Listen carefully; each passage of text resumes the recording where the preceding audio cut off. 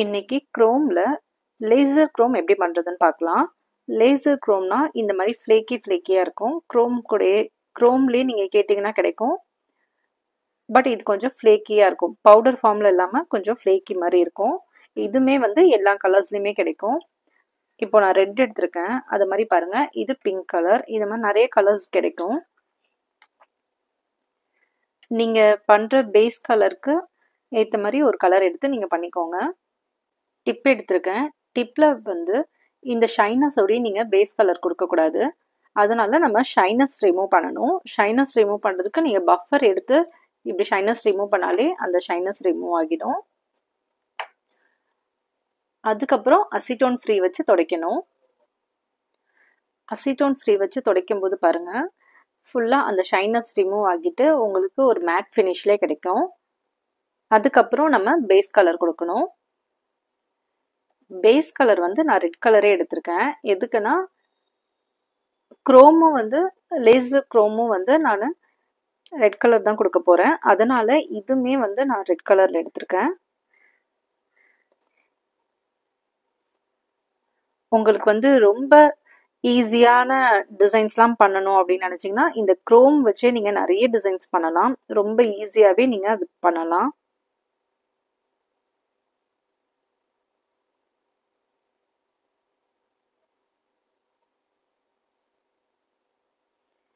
இப்போ க்யூர் பண்ணிக்கலாம். 30 seconds cure பண்ணாலே போதும். ஃபர்ஸ்ட் டைம் க்யூர் பண்ணும்போது 30 செகண்ட்ஸ் க்யூர் பண்ணாலே போதும். இப்போது நான் க்யூர் பண்ணிட்டேன். க்யூர் பண்ணதுக்கப்புறம் பாருங்கள், நீங்கள் அந்த ஸ்டிக்கினஸ் ரிமூவ் பண்ணக்கூடாது. குரோமுக்கு மட்டும் நம்ம ஸ்டிக்கினஸ் ரிமூவ் பண்ணக்கூடாது. இதுக்கு மேலே நம்ம இந்த குரோம் அப்ளை பண்ண போகிறோம். எப்படி அப்ளை பண்ணணும்னா, டைரெக்டாக நம்ம எடுத்து தேய்ப்போம் இல்லையா, குரோம் பவுடர் எடுத்து நம்ம என்ன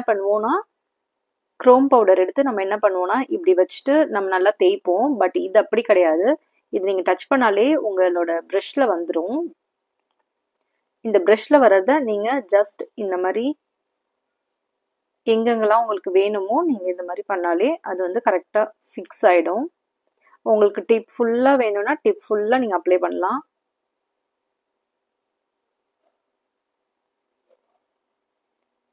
இல்லை உங்களுக்கு பர்டிகுலராக ஏதாவது ஒரு பிளேஸில் வேணும்னா இந்த மாதிரி பர்டிகுலராக எங்கே உங்களுக்கு வேணுமோ அந்த மாதிரி இடத்துலலாம் மட்டும் அப்ளை பண்ணிக்கலாம். பட் இந்த ஃப்ளேக்கியாக நீங்கள் யூஸ் பண்ணும்போது டிப் ஃபுல்லாக யூஸ் பண்ணுறது தான் நல்லாயிருக்கும்.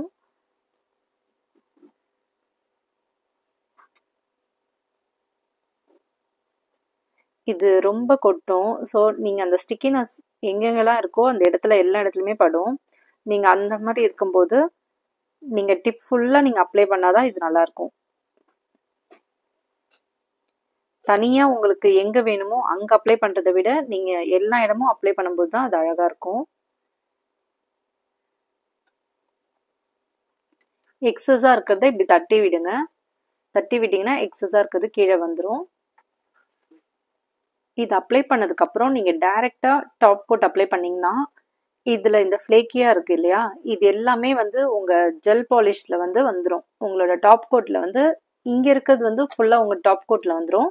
அதுக்கு நீங்கள் என்ன பண்ணணும்னா பில்டர் ஜெல் எடுத்து மேலே ஃபுல்லாக அப்ளை பண்ணணும். பில்டர் ஜெல் எடுத்து டிப் ஃபுல்லாக நீங்கள் அப்ளை பண்ணணும். கொஞ்சம் தாராளமாக பண்ணுங்க. ஏன்னா மேலே ஸ்டிக்கினஸ் ரிமூவ் பண்ணும்போது அப்புறம் அந்த ஃப்ளேக்கினஸும் போயிடும். பில்டர் ஜெல் நல்லா தாராளமாக அப்ளை பண்ணணும்.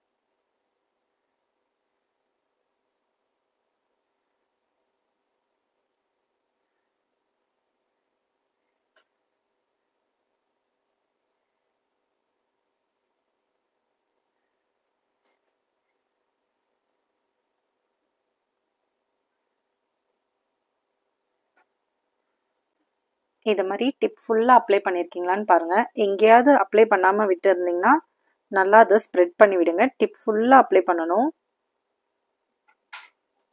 அதே மாதிரி கொஞ்சம் தாராளமாகவும் அப்ளை பண்ணுங்க.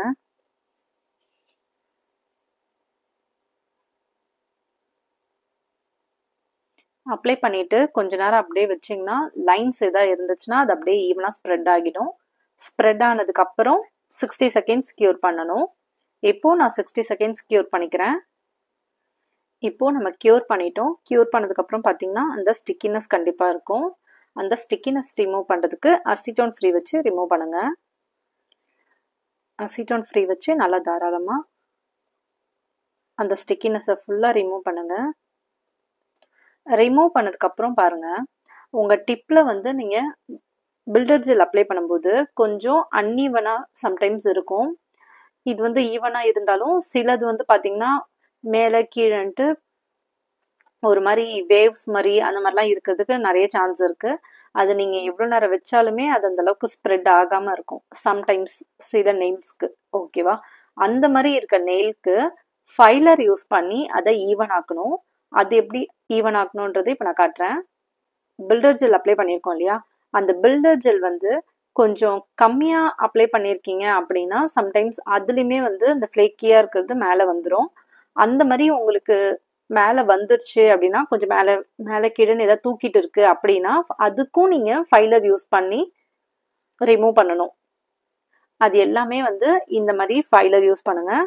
யூஸ் பண்ணிங்கன்னா இந்த மாதிரி யூஸ் பண்ணும்போது உங்களுக்கு அது ஈவனாக எல்லாமே மேலே இருக்க எல்லாமே வந்து மேலே ஏதாவது தூக்கிட்டு இருந்தாலும் அது வந்து பிச்சுட்டு வந்துடும்.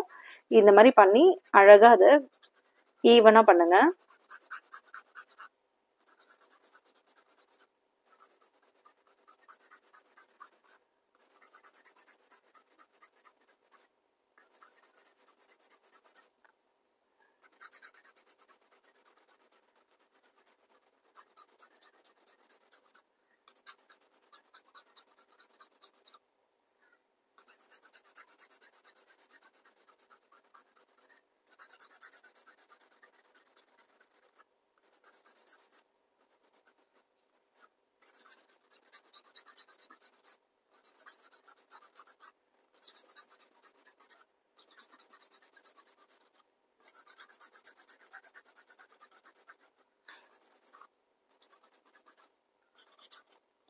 நீங்கள் வந்து அந்த ஹாட் ஜெல் ரொம்ப கம்மியாக வச்சிட்டாலும் அந்த மாதிரி தான் வரும்.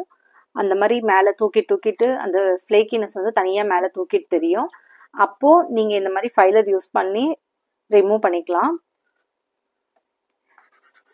அதே மாதிரி அன்ஈவனாக இருந்தாலும் இந்த மாதிரி ஃபைலர் யூஸ் பண்ணி ஈவன் ஆக்கிக்கோங்க.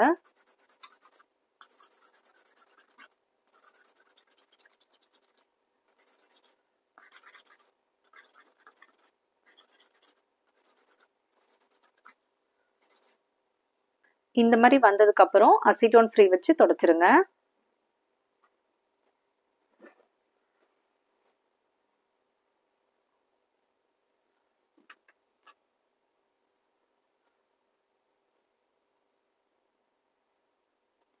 அசிட்டோன் ஃப்ரீ வச்சு தொடச்சதுக்கப்புறம் நீங்கள் மேலே டாப் கோட் அப்ளை பண்ணலாம்.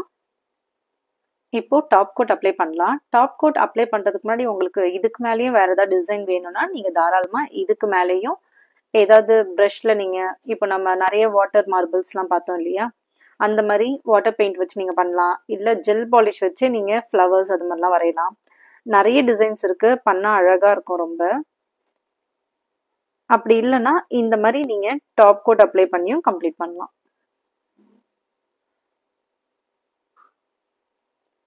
டாப் கோட் அப்ளை பண்ணதுக்கப்புறம் எவ்வளோ க்ளாஸியாக நல்லா இருக்கு பாருங்கள். இப்போது இதை 120 செகண்ட்ஸ் க்யூர் பண்ணிக்கணும்.